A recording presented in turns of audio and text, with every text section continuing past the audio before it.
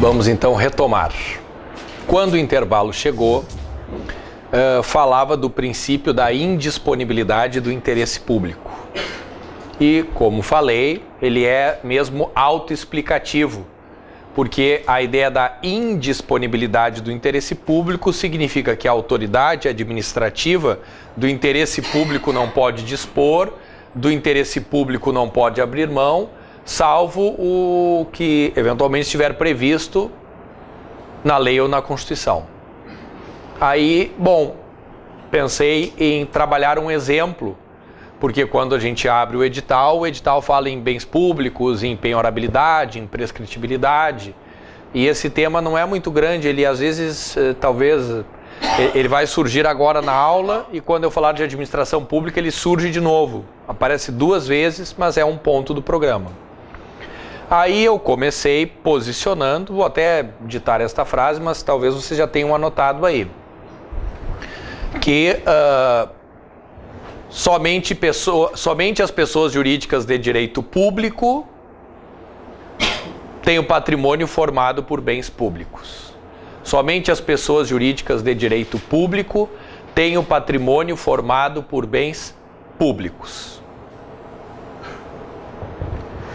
Código Civil, artigos 41 e 98. Combinando o 41 com o 98, eu tenho esta informação. Tá? Então, por enquanto, fica de fora da explicação os bens que pertencem às pessoas jurídicas de direito privado, que não são apenas as empresas privadas mesmo. Tem um braço da administração indireta, tem entidades da administração indireta que são pessoas jurídicas de direito público, mas tem entidades da administração indireta que são pessoas jurídicas de direito privado. Existem as fundações públicas de direito privado, as empresas públicas e as sociedades de economia mista. São pessoas jurídicas de direito privado. Então, em relação a elas, bens privados. Bom, mas anotemos então agora uma segunda frase. Os bens públicos são inalienáveis, impenhoráveis,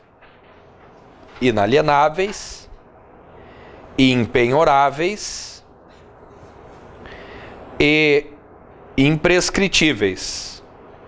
São inalienáveis, impenhoráveis e imprescritíveis. Ponto. Bom, por que se diz isso? Que os bens públicos são inalienáveis. Aquilo que já rapidamente referi pouco antes do intervalo. Por que os bens públicos são inalienáveis? Aparentemente, o inalienáveis quer dizer não posso alienar, não posso vender, não posso dispor, não posso entregar. Se uma prova disser que os bens públicos são inalienáveis, impenhoráveis, imprescritíveis, se disser, essa frase é considerada correta. Agora, eu preciso entender o sentido do inalienável. O inalienável não quer dizer impossível alienar.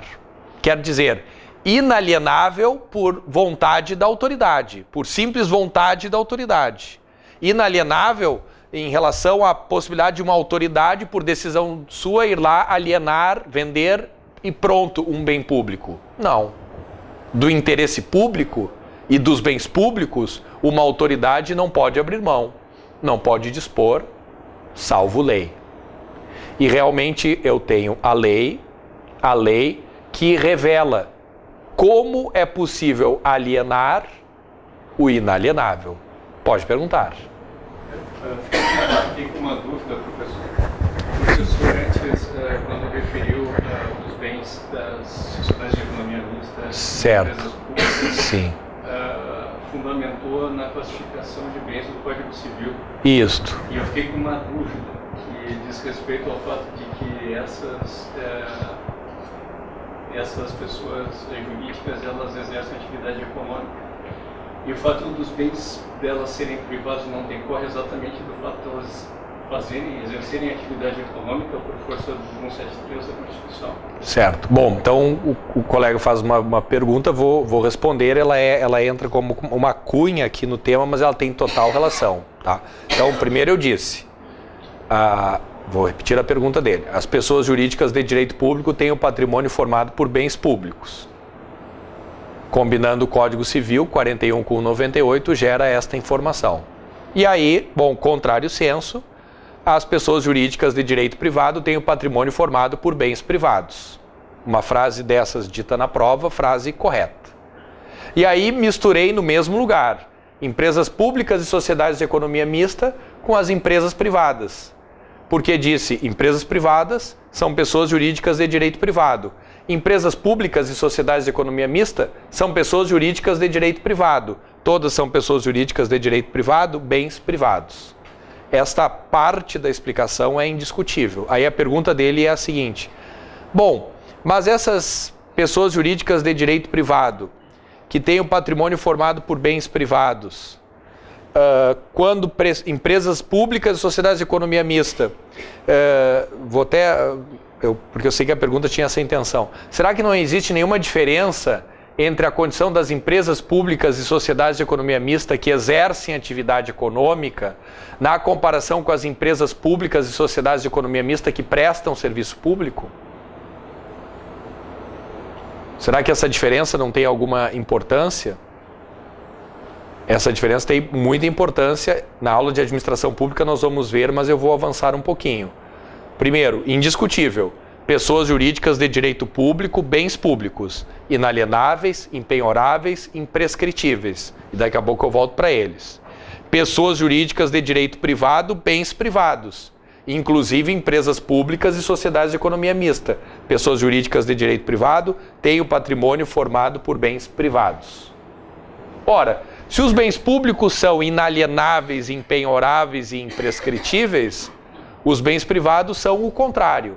Alienáveis, penhoráveis, prescritíveis. É isso que vou falar dos bens privados, inclusive de empresas públicas e sociedades de economia mista. Este assunto, claro, depois ele vai ganhando densidade, ele vai ganhando verticalidade, vai se aprofundando.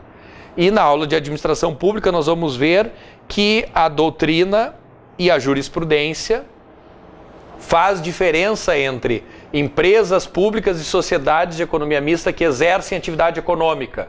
Petrobras, sociedade de economia mista que exerce atividade econômica.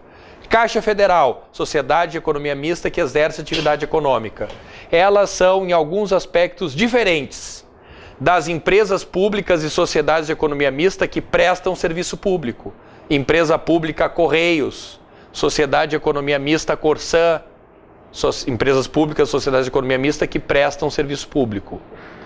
Ambas têm o patrimônio formado por bens privados, e os bens privados são alienáveis, penhoráveis e prescritíveis. A não ser que no caso concreto eu prove que eles estão afetados à prestação de serviço público.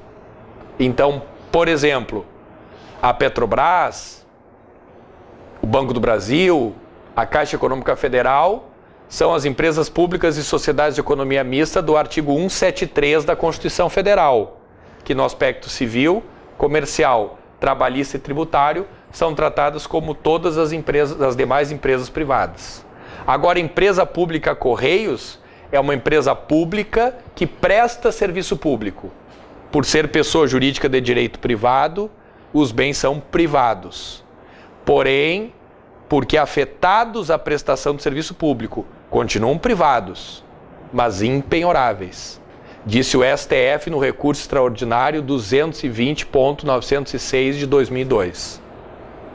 Diga. E aí que entram também as fundações? As fundações, aí depende do autor, né? Alguns vão dizer que existem fundações públicas de direito público, outros que existem as fundações públicas de direito privado. Mas não importa se fundações públicas, as públicas de direito público são pessoas jurídicas de direito público, bens públicos, inalienáveis, impenhoráveis e imprescritíveis. No caso das fundações públicas de direito privado, Não confundir com as fundações privadas mesmo. Xuxa Meneghel, Fundação Roberto Marinho, Fundação Ayrton Senna. Aí isso é Código Civil total. Mas tem as fundações públicas de direito privado. Essas fundações públicas de direito privado são prestadoras de serviços públicos. Só podem ser criadas para prestar serviço público. Então os bens são privados, porém impenhoráveis, porque afetados à prestação de serviço público. Tá? Então, repito, tudo isso eu vou depois explicar com mais detalhes, novamente, mais devagar, quando falar de administração pública. Mas, agora, nesse momento, né, interessou fazer essa separação, que é perfeita, que pessoas jurídicas de direito público, bens públicos. Pessoas jurídicas de direito privado, bens privados. Bens públicos, inalienáveis, impenhoráveis e imprescritíveis. Bens privados, o contrário, alienáveis, penhoráveis, prescritíveis. Esta é uma regra geral que qualquer prova pode afirmar e vai estar correto. Agora, tanto um lado quanto o outro tem suas sutilezas.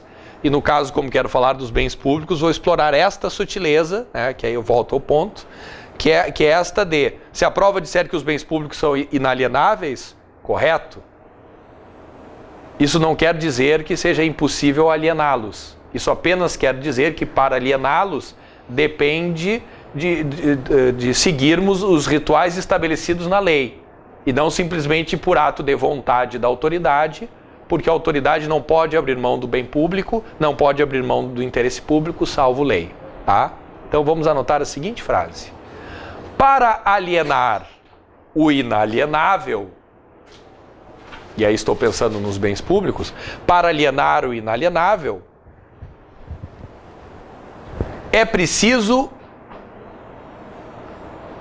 cumprir um ritual.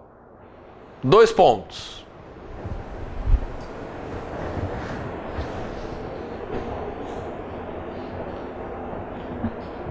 Número 1.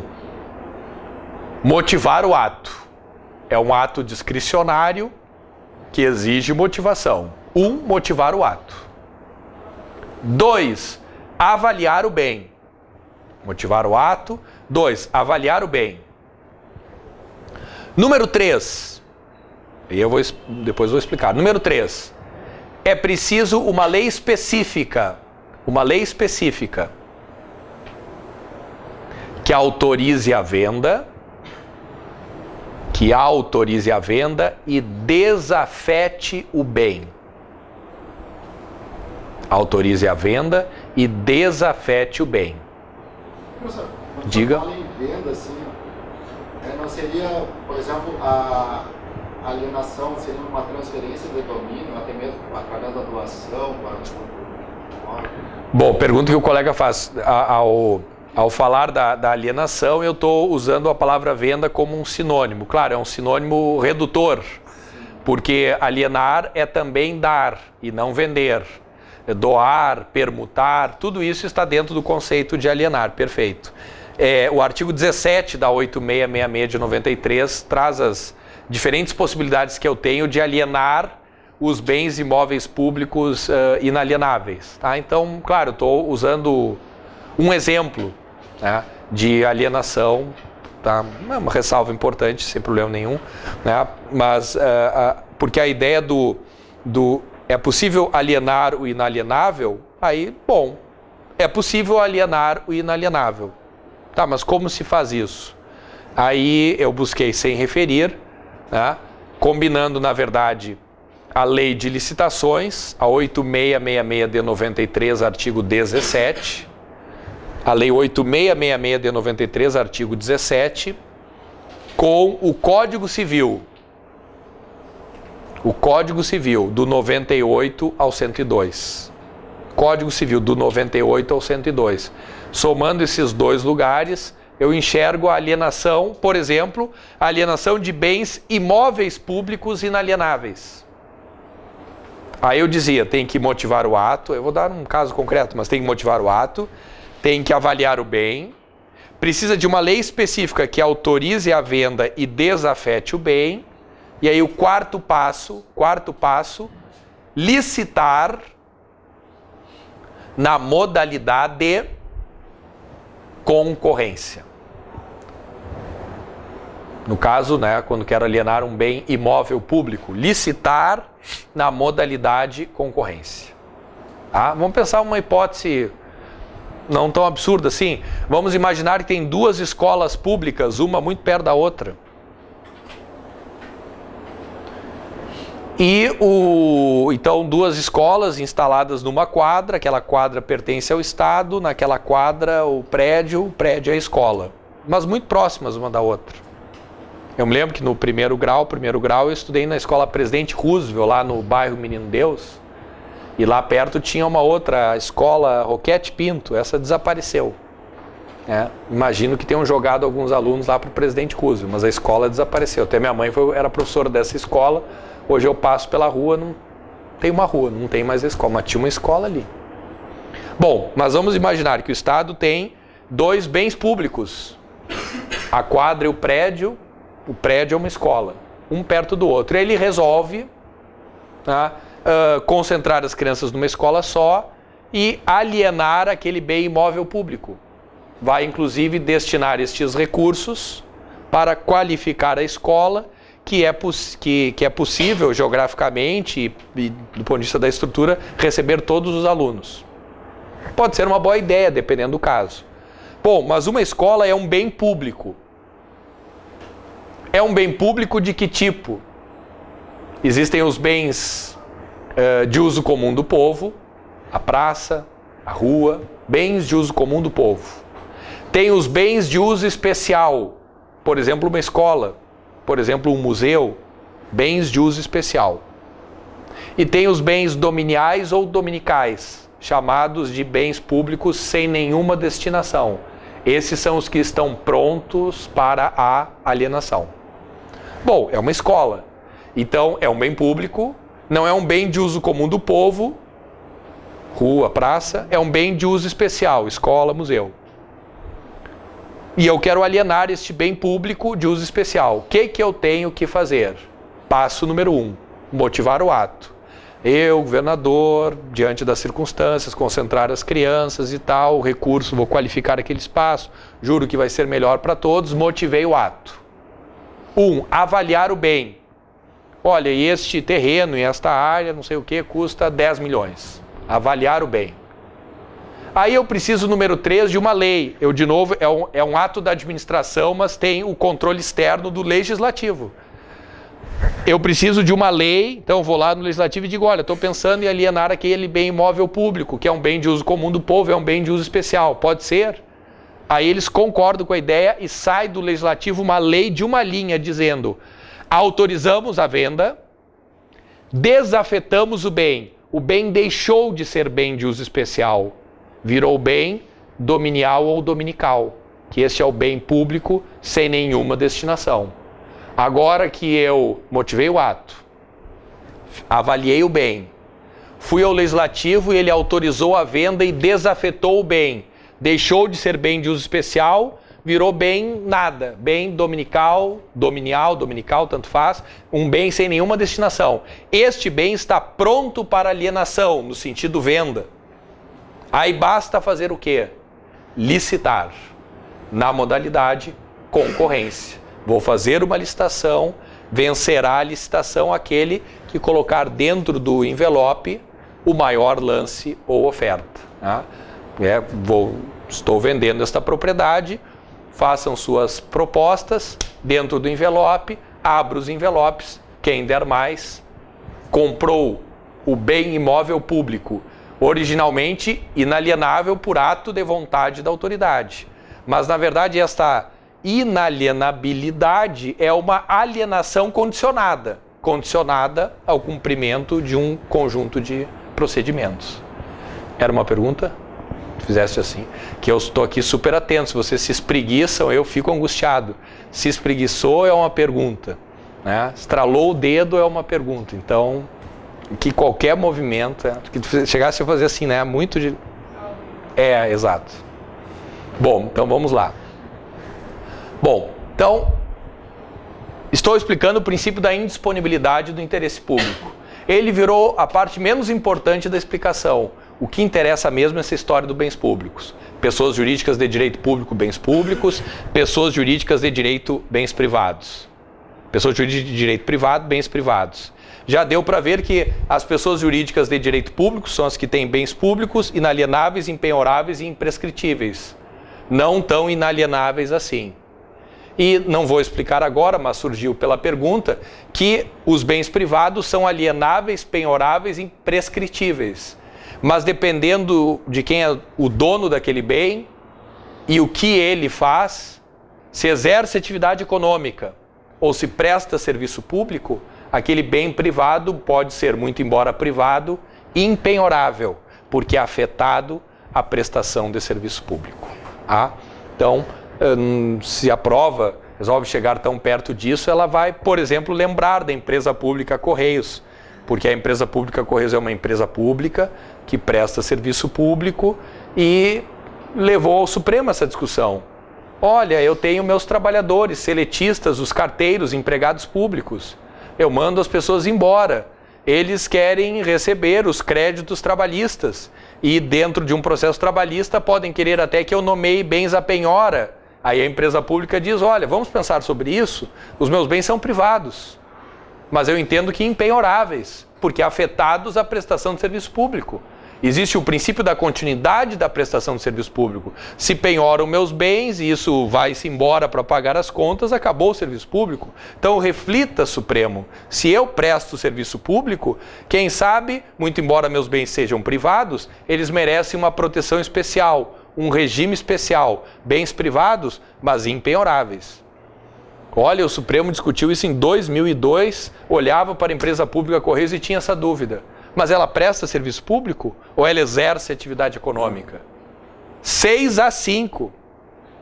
Então, uma votação apertadíssima. 6-5. Se fosse hoje, por exemplo, poderia dar outro resultado? Diria que não, né? Mas seria até uma vitória mais folgada.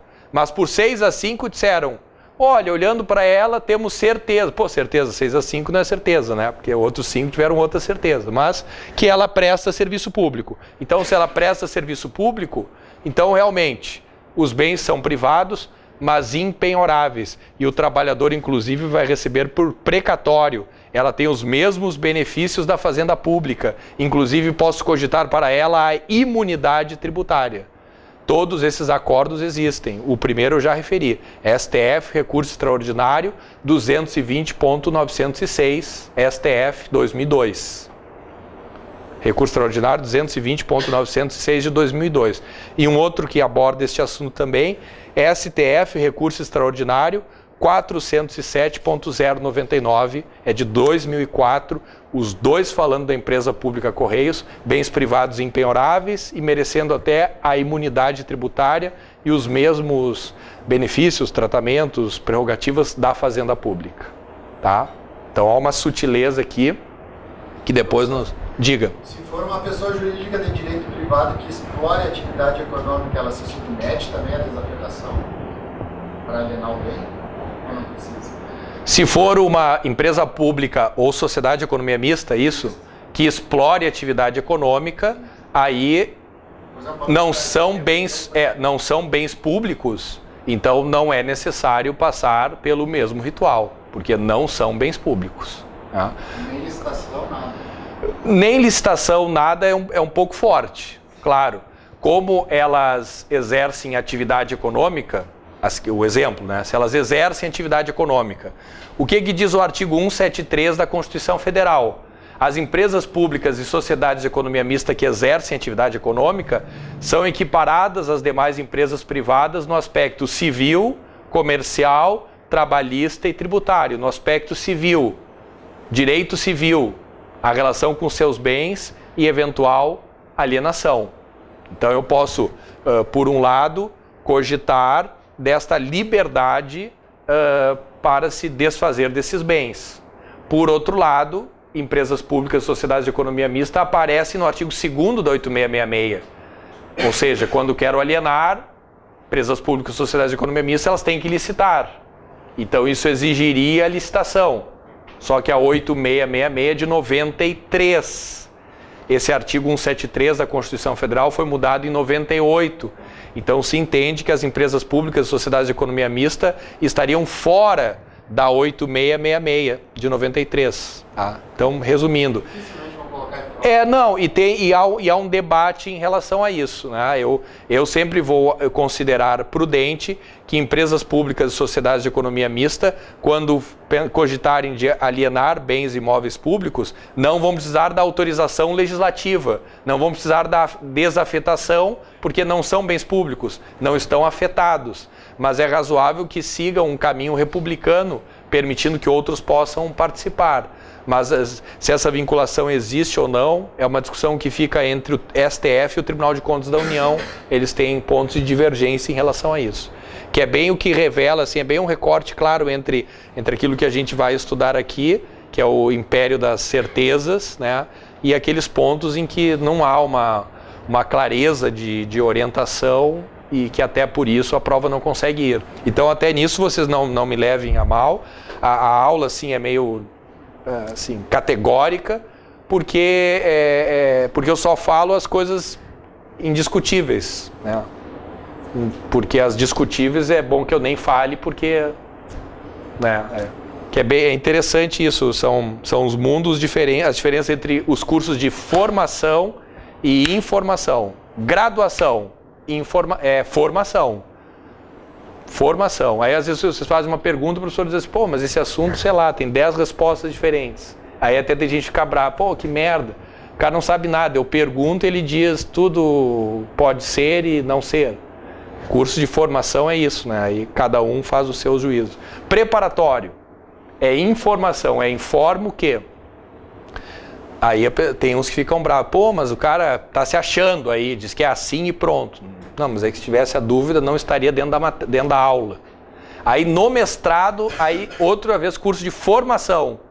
Aí de novo a pessoa sai lá, não sabe nem o nome direito. Tudo pode ser e não ser. Aí, então, mas agora no mestrado eu queria as respostas. Não, lá não vai ter, que lá é formação. Então, a aula trabalha só com as coisas indiscutíveis e vai desviando dos debates, assim, porque é onde a prova não deve visitar, né? E até por isso o que eu disse no primeiro momento. É basicamente a Constituição e as leis que a gente vai trabalhar aqui. Tá? Algumas coisas realmente a jurisprudência foi lá e tapou aquele furo, né? Por exemplo, a questão dos bens privados impenhoráveis. Tá? A alienação dos bens privados de empresas públicas e sociedades de economia mista, uma certeza, não precisa da autorização legislativa, porque eu só preciso desafetar o que é bem público. Como são bens privados, não precisa a desafetação. Agora, como essa alienação não é atividade... se for atividade meio, a Caixa Federal vendendo um prédio seu, como é atividade meio do banco, né, atividade fim do banco, vender prédios. Atividade meio, eu enquadraria na 8666. Atividade meio, 8666. Agora, atividade fim, a Caixa Federal procurando clientes para abrir novas contas, ou a Petrobras vendendo o produto da sua atividade comercial, é alienação de algo que ela produz, mas eu não cogito que ela licite para isso. Não, ela está lá concorrendo com outras empresas privadas, né? Naquilo que é a sua atividade fim, não licitar. Atividade meio, 8666, mas sem a necessidade da lei desafetando, porque o que não é bem público, o que é bem privado, não precisa desafetação. Tá?